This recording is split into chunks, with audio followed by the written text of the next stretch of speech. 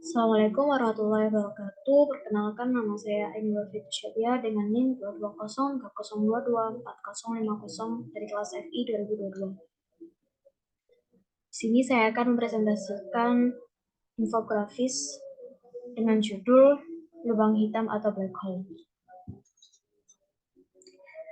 Alam semesta kita ini memang sangat unik untuk selalu kita telaah dan kita amati, seperti misalnya galaksi, bintang-bintang, termasuk juga matahari, planet-planet, dan salah satu pembahasan yang cukup menarik juga yaitu mengenai black hole atau bisa disebut lubang hitam. Pengertian dari lubang hitam atau black hole sendiri yakni fenomena di luar angkasa yang menjadi pemusatan massa dari pelengkungan ruang dan waktu dengan gravitasi yang kuat.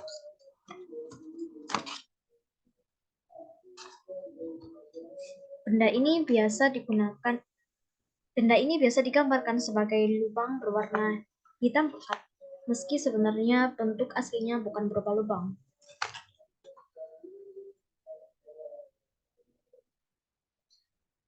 Black hole terdiri atas bagian yang berada di tengah disebut singularity dan bagian luarnya disebut event horizon.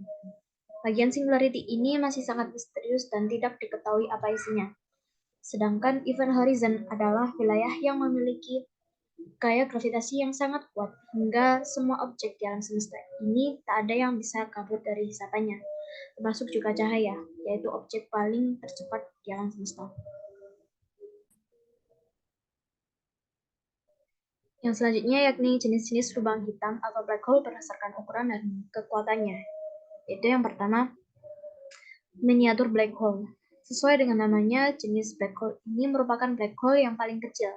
Miniatur black hole belum pernah ditemukan sekalipun, tetapi ilmuwan mengasumsikan bahwa black hole yang masanya jauh lebih kecil dari matahari kita ini ada di suatu tempat. Miniatur black hole terbentuk tidak lama setelah pembentukan tata surya berdasarkan teori Big Bang, sekitar 13 miliar tahun yang lalu.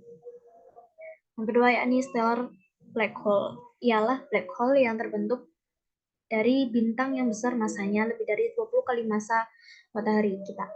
Black hole jenis ini berlokasi di ruang antar bintang atau interstellar. Yang ketiga yakni supermassive black hole. Black hole ini memiliki ukuran dan kekuatan yang super besar dan biasanya terletak di pusat galaksi. Saking besarnya, massa dari lubang hitam ini dapat mencapai miliaran kali massa matahari. Galaksi kita, Bima Sakti, mempunyai satu black hole supermassive di pusatnya. Yang keempat yakni white hole. Kebalikan dari black hole yang menyerap materi, white hole justru memuntahkan materi yang diserap oleh black hole. Namun, ini hanyalah sebatas teori para ilmuwan. White hole secara nyata belum ada pembuktiannya. White hole erat kaitannya dengan time travel jika memang ujung dari black hole adalah white hole yang menghubungkan dua tempat terpisah seperti tunnel yang bersingkat perjalanan waktu. Maka time travel mungkin dilakukan beberapa ilmuwan yang mencoba meneliti white hole. Salah satunya adalah Profesor Michiko menyatakan secara teoritis time travel melalui white hole itu dapat diterapkan, namun prakteknya hampir mustahil. Yang terakhir yakni parallel universe atau wormhole. Jika ujung dari black hole adalah white hole, dengan Big Bang-nya, maka tentu saja ini akan membentuk jagat raya baru. Jika di jagat ini ada miliaran galaksi dan miliaran black hole-nya, maka begitu juga dengan parallel universe. Wormhole fungsinya yang lebih jelas adalah seperti jalan pintas yang menghubungkan antara dua ruang dan waktu yang berbeda. Inilah salah satu cara menurut para peneliti untuk mencapai tingkatan alam semesta yang lebih tinggi.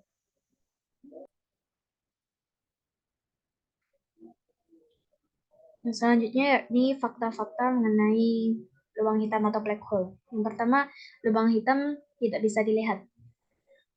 Black hole berwarna hitam, sama seperti langit luar angkasa. Karena tidak ada cahaya di sekitar, akibatnya black hole tidak dapat terlihat. Lalu, jika tidak bisa dilihat, bagaimana black hole? Bagaimana kita tahu black hole itu ada? Kita bisa mendeteksi black hole dengan melihat bagaimana benda di sekitarnya bereaksi. Apakah planet dan bintang bergerak dengan aneh kemudian hilang berkeping-keping, itu berarti bahwa di dekatnya ada black hole. Yang kedua, yakni terjadi distorsi waktu. Menurut teori relativitas umum, jika dua buah black hole mengalami tabrakan, maka akan muncul distorsi ruang dan waktu yang sangat besar dan merambat ke seluruh penjuru alam semesta. Perambatan distorsi ruang dan waktu ini dikenal dengan gelombang radiasi. Yang ketiga, yakni lubang hitam bisa lahir dan mati. Mereka terbuat dari bintang yang meledak. Ketika hal itu terjadi, akan tercipta supernova, ledakan besar yang menciptakan tarikan kuat. Disitulah black hole lahir. Ketika semakin tua, black hole akan menguap hingga mengecil dengan sendirinya. Ini adalah teori yang diutarakan oleh Stephen Hawking, yaitu Hawking radiation. Nah, setelah mengetahui sedikit penjelasan tentang black hole, lantas apa kaitannya black hole dengan ilmu fisika?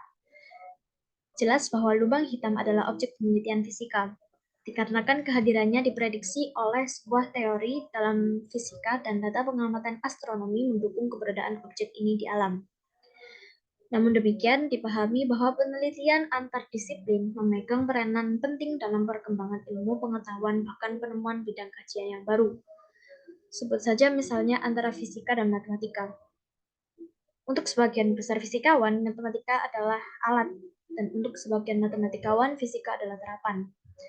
Misalnya untuk lubang hitam yang pada awalnya hanyalah sebuah objek matematis, penelitian dalam lubang hitam secara teoretik membutuhkan teknik matematika yang cukup kompleks.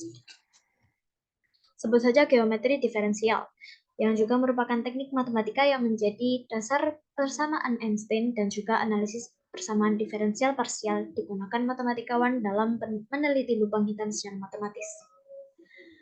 Baik, demikian presentasi lubang hitam dari saya. Mohon maaf jika ada salah kata. Wassalamualaikum warahmatullahi wabarakatuh.